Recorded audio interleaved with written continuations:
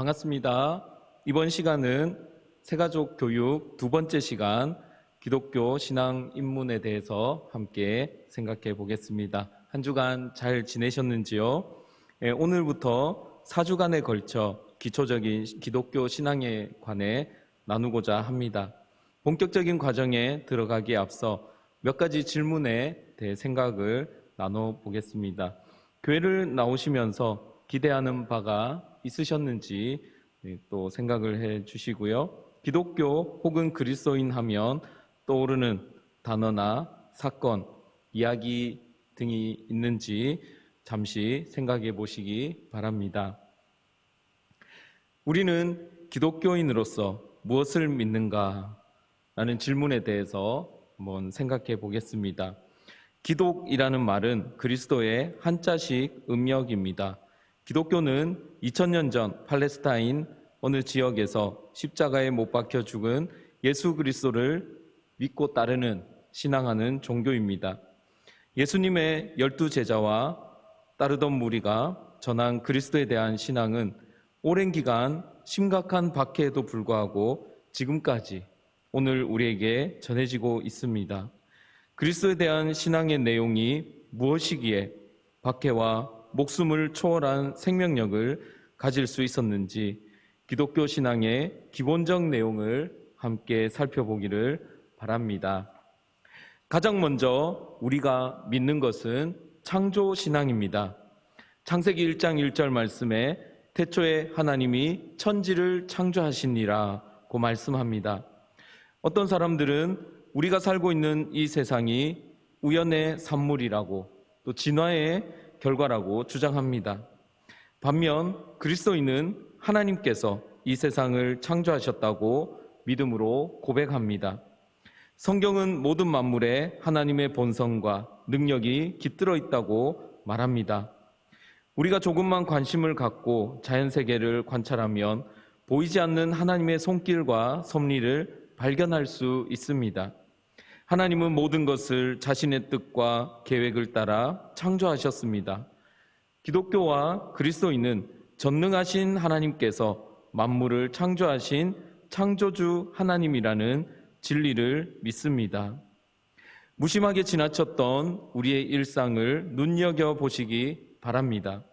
하나님의 손길을 발견할 수 있을 것입니다. 창조의 신비로움을 경험하시길 기도합니다. 또한 창세기 1장 27절 말씀에 하나님이 자기 형상, 곧 하나님의 형상대로 사람을 창조하시되 남자와 여자를 창조하셨다라고 말씀합니다. 하나님은 자연세계와 더불어 사람을 창조하셨습니다. 하나님은 자신의 형상을 따라 인간을 창조하셨고 하나님은 사람과 하나님과의 인격적 관계 맺음이 가능한 존재로 지으셨습니다. 그리고 하나님의 형상대로 창조된 인간은 자신의 영과 육, 전인격으로 하나님을 사랑하고 예배할 수 있는 존재입니다. 창세기 2장 17절 말씀에 선악을 알게 하는 나무의 열매를 먹지 말라. 내가 먹는 날에는 반드시 죽으리라 하시니라고 말씀합니다. 하나님은 인간과 한 가지 언약을 세우셨습니다. 동산 중앙에 있는 선악을 알게 하는 나무의 열매를 먹지 말라 하시고 만일 그 언약을 어길 시에는 반드시 죽으리라고 말씀하셨습니다. 인간은 하나님을 사랑하는 데 사용해야 할 자유로 언약을 파기하는 죄를 지었습니다. 그 결과 아담 이래로 모든 사람은 악한 본성을 갖게 되었고 그 죄에 대한 책임도 함께 지게 되었습니다. 하나님의 형상으로 완전한 존재였던 사람은 선악과를 먹고 난 이후 악한 본성을 갖게 되었습니다. 그로 인해 죄를 지을 뿐 아니라 선과 악이 공존하여 진정한 평안을 누릴 수 없는 불완전한 존재가 되고 말았습니다. 하나님의 형상을 잃어버린 우리에게 하나님은 그럼에도 불구하고 구원을 선물로 주셨습니다. 그래서 우리는 구원신앙을 가집니다. 죄의 삭은 사망이요 하나님의 은사는 그리스도 예수 우리 주 안에 있는 영생이니라고 로마서 6장 23절은 말씀합니다. 인간의 타락으로 말미암아 하나님은 세상을 저주하셨고 인간은 죽음의 형벌을 받았습니다. 이제 누구나 한 번은 육체적인 죽음을 맞이하며 이후에 하나님의 심판을 받아 영원한 죽음에 처하게 됩니다. 하나님은 공의로우시며 죄를 미워하시는 분이시므로 반드시 그 죄에 대한 책임을 물으십니다. 그러나 타락한 인간은 자신의 죄를 용서받을 만한 대가를 지불할 능력이 없습니다. 그로 인해 모든 인류가 영원한 죽음이라는 형벌에 직면해 있습니다. 그럼에도 불구하고 하나님은 무한한 자비를 지니신 분으로, 또한 한편으로 하나님은 공의롭고 정의로운 분으로 죄를 그냥 지나칠 수가 없으신 것입니다.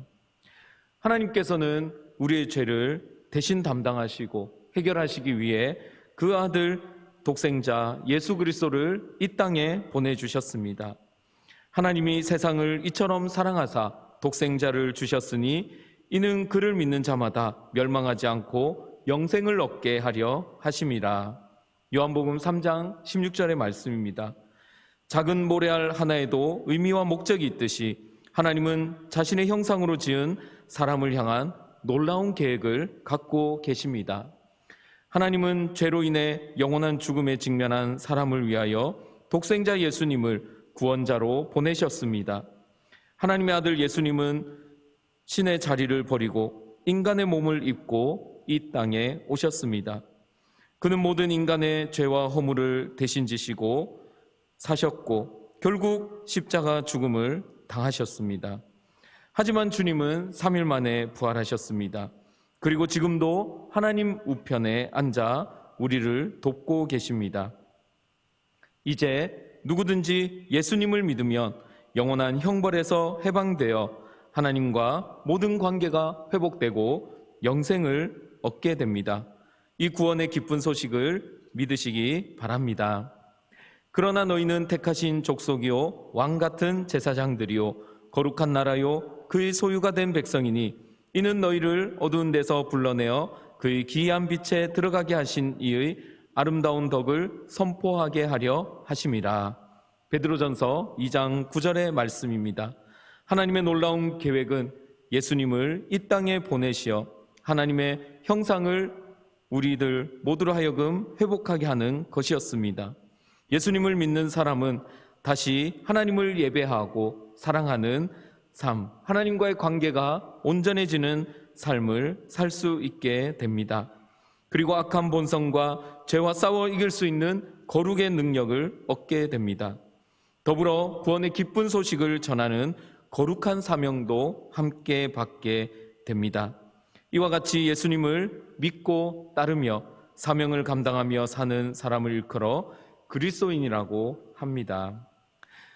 이 시간 구원받은 하나님의 백성으로 그리스도인으로 살기를 원하신다면 함께 영접 기도를 따라해 주시기 바랍니다.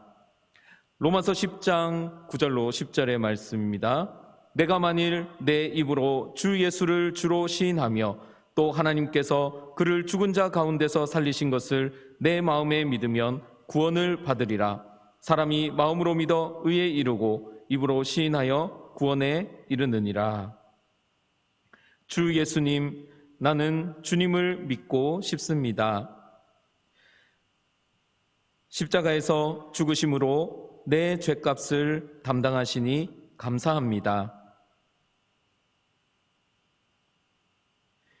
지금 나는 내 마음의 문을 열고 예수님을 나의 구주, 나의 하나님으로 영접합니다.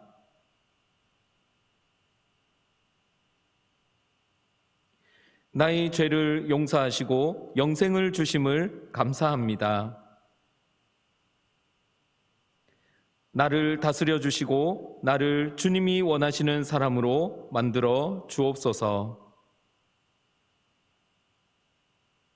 성령님, 믿음의 첫걸음을 내딛는 저에게 임하여 주셔서 주님을 믿고 말씀을 깨닫는 은혜를 부어 주옵소서.